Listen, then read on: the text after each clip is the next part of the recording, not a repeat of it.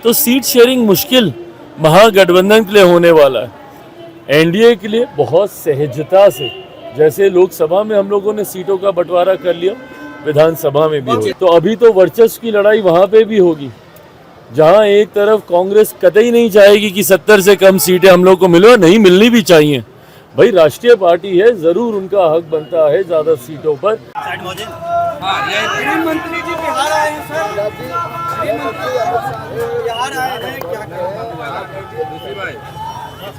देखिए, चुनाव का वर्ष और जिस तरीके से एनडीए गठबंधन एकजुटता के साथ अलग अलग समय पर गठबंधन के तमाम साथी एक साथ बैठकर चुनावी रणनीति चर्चाएं कर एक दूसरे के विषयों को समझकर जिस मजबूती के साथ ये गठबंधन आगे बढ़ रहा है, ये अपने में दर्शाता है कि ना सिर्फ हैंड एंड ग्लव्स की तरह हम लोग काम कर रहे हैं, बल्कि अपने में ये एक विनिंग कॉम्बिनेशन है जो इस बार बिहार में एक ऐतिहासिक जीत दर्ज करेगा।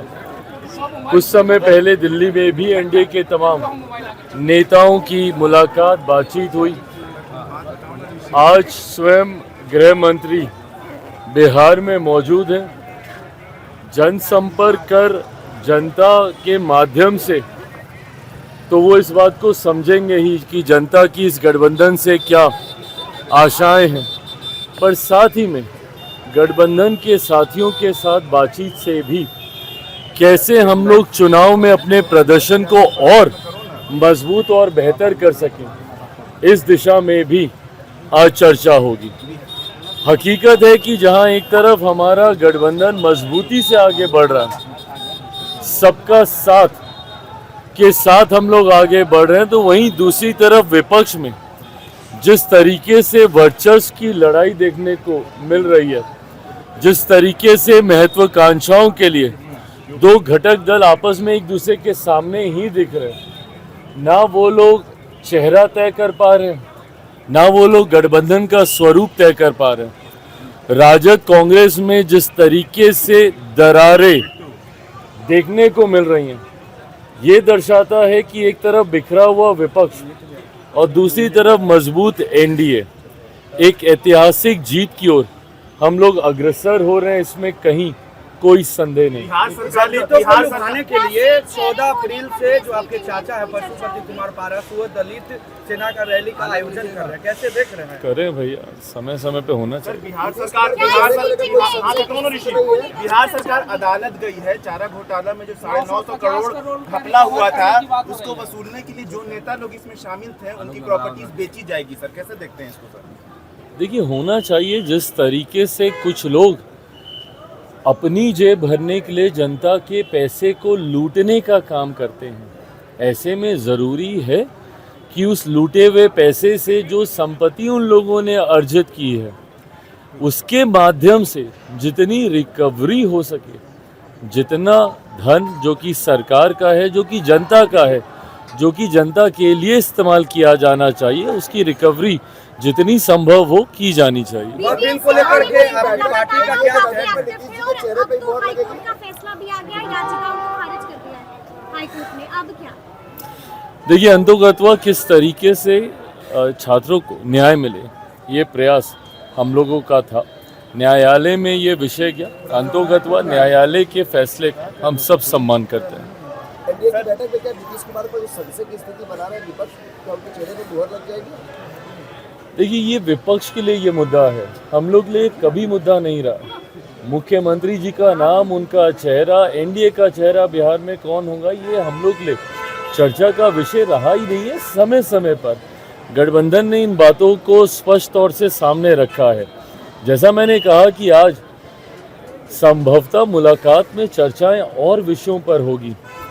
इससे पहले जब चर्चा हुई थी तो इस रणनीति को तैयार किया गया था कि कैसे तमाम प्रदेश अध्यक्ष, हमारे हर घटक दल के प्रदेश अध्यक्ष एक साथ जनता के बीच जाएं, अलग अलग जिलों में कार्यक्रम करें, ताकि ये गठबंधन सिर्फ ऊपर के स्तर पे ना रहे, ये पेनिट्रेट हो, नीचे जिले तक, बूथ तक ये पहुंचे।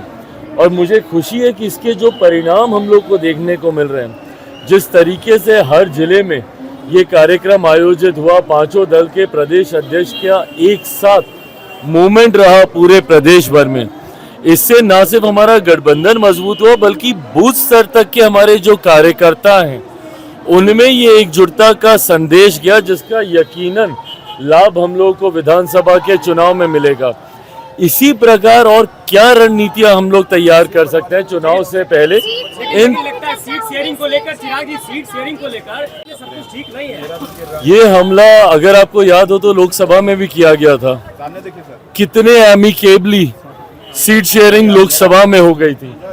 ये वो हमला है जो कि समय समय पर किया जाता है, पर जब ये लोग हमला हम पे करते हैं, लोग भूल जाते हैं कि सीट शेयरिंग में मामला अगर कहीं जाकर फंसता है तो वो महागठबंधन में ही फंसता है।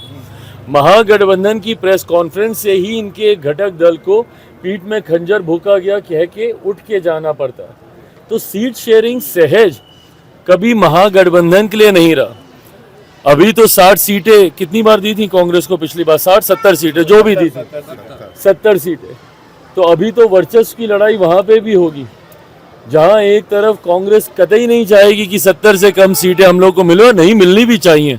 भाई राष्ट्रीय पार्टी है, जरूर उनका हक बनता है ज्यादा सीटों पर हाँ इस बात की तीस तो है राजद को कि क्या वो वीक लिंक थे जिनकी वजह से, क्या कांग्रेस वीक लिंक बन के रहेगी जिसकी वजह से सत्ता के करीब पहुंचते पहुंचते राजद रह गई। तो ऐसे में क्या फिर से 70 सीटें इनको देनी चाहिए?